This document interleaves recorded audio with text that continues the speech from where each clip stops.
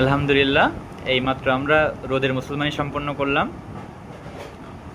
রোদের বয়স মাত্র 4 বছর। আচ্ছা বাবা, তোমার কি কোনো ব্যথা লাগছিল আমরা যখন মুসলমানি দিছি? তোমার কোনো ব্যথা লাগছিল কি না? লাগে নাই? হুট করে কামড় দিছিল কি না? হ্যাঁ, ব্যথা লাগেনি। আচ্ছা, আমরা রোদকে প্যান প্রয় নিয়ে গেছিলাম ওটিতে, প্যান প্রয় আবার ফেরত নিয়ে আসছি। রোদ, কি তুমি কিছু বুঝতে পারছো আমরা যে মুসলমানি করছি? তোমার কোনো কিছুই বুঝতে পারোনি? তোমার কিন্তু মুসলমানি হয়ে গেছে, তুমি জানো? আচ্ছা আচ্ছা ভাই, দেখে কেমন লাগলো আমাদের? আপনি তো পুরো প্রসেসটা আলহামদুলিল্লাহ। আসলে এখন আমাদের আর পিছিয়ে থাকলে হবে না, আমাদের চিন্তা করতে হবে অ্যাডভান্স কিছু।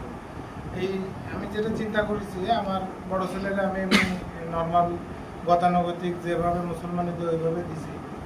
তো সবচেয়ে সমস্যা যেটা হয় ওইটা দেখা যাচ্ছে অভ্যাস করে নিয়ে করে, বাট পরবর্তীতে যে ব্যান্ডেজ এবং মানে যে পরবর্তী ব্যান্ডেজ খোলা, ব্যান্ডেজটার ইসে মলম টলম দেওয়া, এইগুলো দিতে গেলে বাচ্চারা আসলে খুব কষ্ট পায়।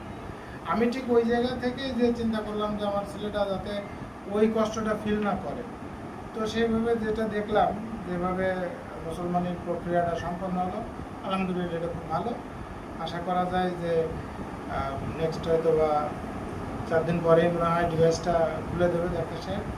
তো যেটা দেখলাম সমস্যা নেই, এটা খুবই ভালো এবং আধুনিক।